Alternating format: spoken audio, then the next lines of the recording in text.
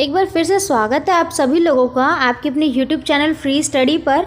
और आज के इस वीडियो में हम बात करेंगे BA programme second year third semester वाले स्टूडेंट्स के लिए। ठीक है, थर्ड सेमेस्टर वाले स्टूडेंट्स के लिए जिनके पास, और थर्ड ही नहीं ये फोर्थ सेमेस्टर के लिए भी है। ठीक है, जो थर्ड या फोर्थ सेमेस्टर में यानी कि जो सेकेंड ईयर में है स्टूडेंट्स, जिनके पास लैंग्वेज में अगर इस बार हिंदी है, जिसमें वो हिंदी का परिचय, रूप और गद्य भाषा का विकास पढ़ने वाले हैं, तो ये वीडियो खास उन बच्चों के लिए है। तो थर्ड और फोर्थ दोनों सेमेस्टर के लिए ये इम्पोर्टेंट होने वाला है। सो वीडियो आप लास्ट तक देखना और एक एक चीज़ हम यहाँ पे बताएंगे। बाकी इससे पहले ऑलरेडी ये यूनिट 2 है और इससे पहले ऑलरेडी यूनिट 1 कंप्लीट किया जा चुका है। ठीक है, यूनिट 1 के अंदर 2 चैप्टर थे जो हमने करवा दिए हैं। ये वीडियो यूनिट 2 पर है। अगर आपने यूनिट 1 नहीं देखा है तो आप जाकर के देख सकते हो।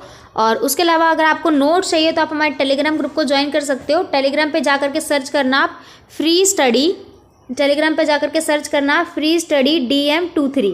ठीक है, जैसे आप ये सर्च करोगे आपको यूज़र नेम के साथ हमारा चैनल मिल जाएगा और बाकी लिंक आपको डिस्क्रिप्शन में दिया जा चुका है, वहाँ से आप ले लेना। अगर ज्वाइन ना हो तो कमेंट बॉक्स में मांग लेना, आप मिल जाएगा आपको, डोंट वरी। ठीक है, और चैनल को सब्सक्राइब कर देना अगर आप नए हो तो फटाफट एक बार पहले हम सिलेबस और देख लेते हैं। देखो सिलेबस की ऑलरेडी वीडियो बना रखी है। देखो सिलेबस की अगर हम बात करें तो इसमें आपको टोटल 4 यूनिट पढ़नी होती है। ठीक है, यूनिट 1 में आपको 3 चैप्टर होते हैं, 3 में से आपके 2 ही इंपॉर्टेंट है तो 2 हमने कवर करे हुए हैं। यूनिट 2 में आपको 3 चैप्टर पढ़ने होते हैं, तीनों ही कहानियाँ हैं। एक जुलूस है जो प्रेमचंद्र के द्वारा लिखी गई है, दूसरा मलबे का मालिक जो मोहन राकेश के द्वारा लिखा गया, और तीसरा मैं हार गई मन्नू भंडारी के द्वारा लिखा गया। तीसरा यूनिट 3 है जिसमें आपको 3 चैप्टर पढ़ने होते हैं, यानी 3 चैप्टर अलग से पढ़ने होंगे। एक है उत्साह जो रामचंद्र शुक्ल के द्वारा लिखा गया है, अशोक के पुल जिसे हजारी प्रसाद द्विवेदी ने लिखा है, और रहीमान पानी रखिए ये लिखा गया है विद्यानिवास मिश्र जी द्वारा। ठीक है, और लास्ट यूनिट जो होता है यूनिट नंबर 4, जिसमें भी आपको 3 चैप्टर और पढ़ने होते हैं। इसके अंदर आपको यात्रा वृत्तांत पढ़ोगे, वो यात्रा वृत्तांत होगी ये। ठीक है, जिसमें चीड़ों का चांदनी ये पढ़ना होगा। एक व्यंग भर पढ़ोगे आप जिसमें भोलाराम का जीवन यही है उसका जो लिखा गया हरिशंकर प्रसाद द्वारा। एक नाटक भी पढ़ोगे अंधेरी नगरी जो भारतेंद्र के द्वारा लिखा गया है। बाकी आपने नाटक का विकास कैसे हुआ, यात्रा कैसे, मतलब एक यात्रा वृत्तांत कैसे लिखी, व्यंग, ये सब तो आपने पढ़ा ही है यूनिट 1 में कि कैसे कैसे इसको लिखा जाता है। फिलहाल इस वीडियो में हम बात करेंगे यूनिट 2 का। यूनिट 2 का पहला पार्ट यानी कि जुलूस के बारे में पढ़ेंगे। पहले थोड़ा हम लेखक परिचय देख लेते हैं फटाफट।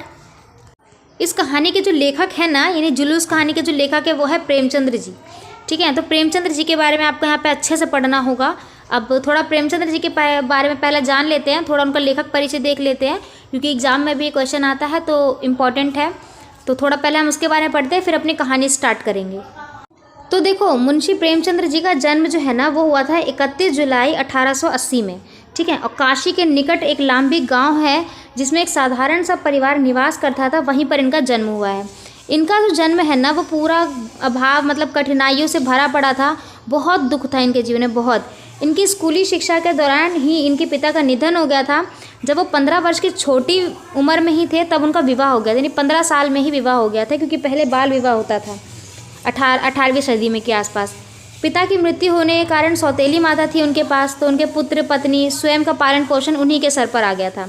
ठीक है, तो और आर्थिक परेशानियों के कारण उनकी शिक्षा भी ज़्यादा अच्छे तरीके से हो नहीं पाई थी। उन्होंने BA की परीक्षा पास की, उन्होंने अंग्रेजी भाषा का भी अध्ययन किया ही था, और प्रारंभ के कुछ दिनों में स्कूल के अध्यापक रहे थे, ये भी उनके जीवन में था। सब इंस्पेक्टर के पद पे भी उन्होंने काम किया है। कुछ दिनों के बाद उन्होंने देखा कि उनके समाज में एक आंदोलन है, मतलब ब्रिटिशों का वो अत्याचार देख रहे थे, तो उन्होंने असहयोग आंदोलन से सहानुभूति रखने का कारण, जब असहयोग आंदोलन में वो शामिल हुए, जिसके कारण ब्रिटिशों ने क्या किया ना, उनको सरकारी जो नौकरी है ना उनसे निकाल दिया, यानी कि वहाँ से उन्होंने दे दिया त्यागपत्र। फिर उन्होंने लिखना शुरू किया। तो हिंदी साहित्य में प्रेमचंद्र के नाम से जो प्रसिद्ध है, ठीक है, वो हिंदी साहित्य में प्रेमचंद्र के नाम से उनका एक नाम प्रसिद्ध है जिनको बोला गया है धनपत राय। ठीक है, धनपत राय उन्हीं का नाम है। साहित्य जीवन के आरंभ में उनका जो आरंभ है वो उन्होंने उर्दू से किया, यानी कि लिखना उन्होंने उर्दू से शुरू किया, जिसमें उनको नवाब राय का नाम से जाना गया। देशभक्ति से परिपूर्ण 5 कहानियाँ संग्रह हुई, कई सारी कहानियाँ इन्होंने लिखी थी, और उसके बाद प्रेमचंद्र के नाम से ही लिखी जाने लगी। जीवन बिताने के लिए कुछ समय वो बम्बई में भी रहे, जहाँ पर उन्होंने साहित्य का वातावरण देखा, वहीं पर रहे। वहीं पर काफ़ी सारे इनके उपन्यास हैं, जैसे कई सारे ऐसे रंगभूमि, प्रेमाश्रम, सेवा सदन, वरदान, प्रेमा, कायाकल्प, निर्मला, प्रतिज्ञा, गबन। गबन सबसे ज़्यादा महत्वपूर्ण है, या पढ़ोगे भी।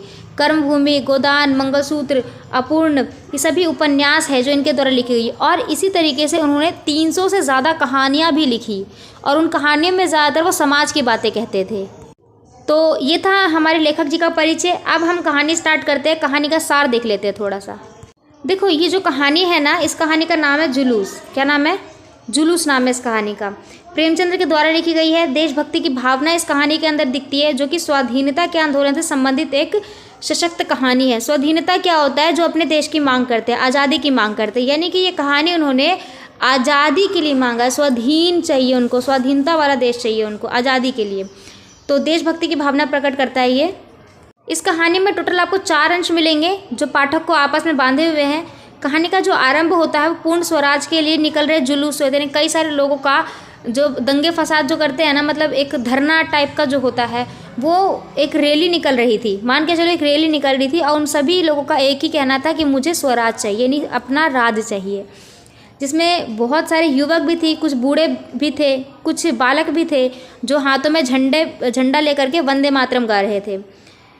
इन्हें देखा शंभुनाथ नाम का एक व्यक्ति था, जो अपनी दुकान में खड़ा था, और उसकी दुकान में वह दीनदयाल के साथ खड़ा था, जिससे वह कहता है कि ये सब तो मुंह के, मतलब ये सब तो जितने भी लोग जा रहे हैं वो सब काल के मुंह में जा रहे हैं। अब ये सुन, दीनदयाल का भी कुछ कहता है। दीनदयाल का मानना है कि जुलूस में कुछ होने वाला नहीं है, यदि ऐसी आज़ादी मिलनी होती तो हमें कब की ही मिल जाती। इसे कुछ ही लोग हैं जो दिखने में और लफंगे और सिर्फ वहाँ पर फालतूगिरी करने गए हैं। ऐसा कौन कहता है? दीनदयाल कहता है। अभी तक देखो, ध्यान से सुनो, 2 कैरेक्टर आए हैं, ठीक है। शहर का कोई बड़ा आदमी इसमें नहीं होता है, ये कौन कहता है? दीनदयाल कहता है। ये सुन, मैंकू एक ना व्यक्ति है वहाँ पे, छोटा बच्चा, वो हंसता है। इसका कारण पूछे जाने पर मैंकू कहता है कि बड़े आदमी कभी जुलूस में नहीं आते भाई, तो वो तो बंगलों महलों में रह करके मोटरों में घूमते हैं और दावतें खाते हैं, जबकि इन लौंडों जैसे आम आदमी जुलूस में जाकर झंडे और डंडे गाड़ते हैं और घूमते फिरते रहते हैं। वही शंभू का मानना है कि इन लौंडों में से कोई फ़र्क नहीं पड़ता, 4 बड़े आदमी आएंगे तभी सरकार को धक्का लग सकता है। ये बात सुन मैंकू फिर कहता है कि इनसे बड़ा आदमी हम जैसे लोग, हम जैसे लोग ही तो हैं जो बड़ा आदमी बनाते हैं। मैंकू की नज़र में बड़ा आदमी वही है जो लंगोट पहने नंगे पाँव घूमता है, जो जनता की दशा सुधारने के लिए अपनी जान की परवाह किए बगैर आगे बढ़ता है। ये कौन मानता है? मैंकू। वहीं दीनदयाल बताता है कि जो नया दरोगा है वो जल्लाद की तरह है, हंटर लेके ऐसे आगे बढ़ता है कि सभी दुम दबाकर भागते हैं। हंटर छड़ी होती है, ठीक है। जो पुलिस इंस्पेक्टर था ना, वो मारता था, मतलब बहुत सारा अत्याचारी था। तो ये कौन कहता है? दीनदयाल। जब जुलूस आगे बढ़ रहा था तो सिपाहियों का जो दस्ता है उन्हें रोकने के लिए आगे बढ़ रहा था। दरोगा भी आए थे, तो उसमें सब आगे बढ़ रहे थे। जुलूस का जो नेता था वो था इब्राहिम अली, ठीक है। जुलूस का नेता था इब्राहिम अली। उसे भरोसा दिलाने का प्रयास करता है कि वह लोग किसी प्रकार का कोई दंगा फसाद नहीं करेंगे, उनका मकसद तो सिर्फ स्वाधीन है। किससे कहता है ये? इंस्पेक्टर से कहता है। कौन? जुलूस का नेता इब्राहिम अली। यह दरोगा बीरबल सिंह उसे आगे बढ़ने नहीं देता, वह वहीं सब बैठ जाते हैं। उनका कहना है कि वह सब वापस नहीं जाएंगे, उनकी मंशा गुलामी की जंजीरों से मुक्ति पाना है। बीरबल ग्रेजुएट था और उसके जो पिता थे वो सुप्रिटेंडर पुलिस भी थे, ठीक है, वो पुलिस भी थे। उनकी तो नस नस में रोब भरा हुआ था। डीएसपी के घोड़े को आते देख अपनी जो भी बंदूक ये सब होती है ना, वो निकालते हैं, लोगों को चलाना शुरू करते हैं, और अन्य पुलिस बल भी घोड़े के पीठ पर वार कर देते हैं। इब्राहिम अली को भी लगती है कि वह गिर गया है, पर सभी लोग वार किए जाते हैं। 10 से 12 मिनट तक भीड़ पर डंडे लगातार बरसते रहते हैं। तो इस तरीके से वहाँ पर दंगा फसाद होता है। इस घटना का जो प्रारंभ है दूसरे अंश में दिखाया भी गया है, जहाँ पे मारपीट की खबर बाजार में पहुँचती है, कई लोगों के हाथ पैर टूट जाते हैं। मैंकू कहता है कि दीनदयाल भी वहाँ से जाना ठीक नहीं समझता था, तो लोगों द्वारा पहले तमाशा देख रहे थे। वैसे भी लोग घटना को देख चले गए। भीड़ में लोग धीरे धीरे बढ़ते रहे और घायल होने के बाद भी वह आगे बढ़ते रहे ताकि स्वराज ले सके। उधर डीएसपी के साथ हजारों की संख्या में पुलिस बल आते रहे। घोड़ों की जो वहाँ पर टोली थी उसमें वो जा कर के गिरे, लेकिन फिर भी इब्राहिम अली जो थे वो कैलाश से यह जाना पुलिस बल की संख्या में ज़्यादा था। अब इस कहानी का तीसरा अंश 3 दिन बाद शुरू होता है, जहाँ पर बीरबल सिंह जो थे, ठीक है, बीरबल सिंह अपनी पत्नी मिठन से बात करते हैं। बीरबल एक और बीएसपी के आने के कारण जुलूस को रोका जाना ज़रूरी था, ये बात कहता है। तो दूसरी ओर उसकी पत्नी का मानना है कि जुलूस पर डंडे और बैंकू नहीं चलाने चाहिए थे, यानी कि उसकी पत्नी कहते हैं कि उस पर डंडे नहीं चलाने चाहिए थे जो दंगे फसाद कर रहे थे। साथ ही वह यह भी कहता है कि तुम्हें लगता है कि डीएसपी साहब ने मेरा नाम नोट कर लिया है, लेकिन मिथुन को यह हंसी पसंद नहीं आती। उसका मानना है कि ऐसी तरक्की कोई तरक्की नहीं, बल्कि तरक्की देशभक्ति और लोगों की जान बचाने में है, उन्हें डंडे मारने में नहीं। तभी एक सरकारी चिट्ठी आती है जिसमें एक और जुलूस में उन्हें रखने का एक हुक्म दिया जाता है। इस पर जो है मिठन दोबारा मजाक बनाती है और जुलूस में तुम्हें तो इंस्पेक्टर पद ही दिलवा देगा, ऐसा बोलकर उसका हंसती है। बीरबल को यह मजाक पसंद नहीं आता बिल्कुल भी। वह पुलिस दरोगा है, किंतु देशभक्ति का भावना उसके अंदर भी विद्यमान है। पुलिस दर तैयार हो गया, जुलूस के आगे आ जाता है और अगठित कंधों से वंदे मातरम की आवाज़ निकालने लगते हैं। मिठन भी कहती है कि भाई इतने सारे हैं लेकिन घायल इन्हीं हुए हैं। ये सुन सभी आवेश और क्रोध से भर जाते हैं। उन्हीं में एक इंस्पेक्टर मर भी जाता है तो उनकी शव को दफन करवा करके सब लौटने लगते हैं। मिठन कुछ दूर तक जाती है किंतु उसका मन घर जाने को नहीं करता। तो उसकी जो पति है उसके निरुपण पैदा हो जाती है और फिर काफ़ी देर तक वो पार्क में ही बैठी रहती है। कौन? मिठन, ठीक है, बलीबीर की बीवी, ठीक है, उसकी जो वाइफ थी। वो इब्राहिम अली की याद आती है और इब्राहिम अली से बात करने पहुंच जाती है, ठीक है। इब्राहिम अली के घर पहुंचती है, उसकी अंतिम क्रिया जो होती है, जिसकी अंतिम क्रिया हो चुकी थी, उसके घर पहुंचती है। वह एक युवक वहां पर बहुत आंसू बहा रहा होता है। कोई नहीं, बीरबल सिंह ही था जिसे ना केवल गलती का एहसास हुआ वरन देश के प्रति देशभक्ति की भावना ने भी जन्म लिया। ये सब देख मिट्ठू में एक गर्व और उल्लास का प्रेम जो है भर जाता है। जब ये मिठन उससे ऐसा कहती है मिट्ठू से, तो वो एक बहुत ही मतलब भावुक हो जाता है। तो इस प्रकार ये जो कहानी है वह स्वाधीनता आंदोलन के साथ साथ बल जैसे लोग बल नहीं है यहाँ पे, बीरबल है, ठीक है, बीरबल जो बीरबल करेक्टर है ना इसमें, बीरबल स्पेक्टर, ठीक है, बीरबल है इसमें, तो इसको ठीक कर लेना आप। तो ये जो कहानी है वह स्वाधीनता आंदोलन और बीरबल जैसे लोगों की बदलती मानसिकता को भी उद्घाटित करती है। तो ये कहानी है जो स्वाधीनता से रिलेटेड है। बहुत अच्छी कहानी है, मुझे भी बहुत अच्छी लगी है। आई होप ये कहानी आपको समझ आ गई होगी। इसके नोट्स आपको रिटर्न फॉर्म में मिल जाएंगे। बाकी अगर एग्जाम में यहाँ से कोई क्वेश्चन आए तो आप आराम से लिख सकते हो, क्योंकि कहानी आसान है, 2-3 कैरेक्टर है वो याद कर लेना।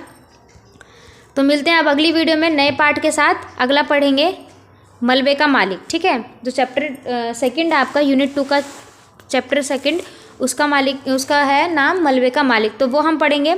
तब तक के लिए वीडियो को लाइक कर देना, कमेंट बॉक्स में ज़रूर बताना आपको ये कहानी कैसी लगी और ये कहानी आपको समझ आई कि नहीं। बाकी मिलते हैं अगली वीडियो में यूनिट सेकंड के साथ।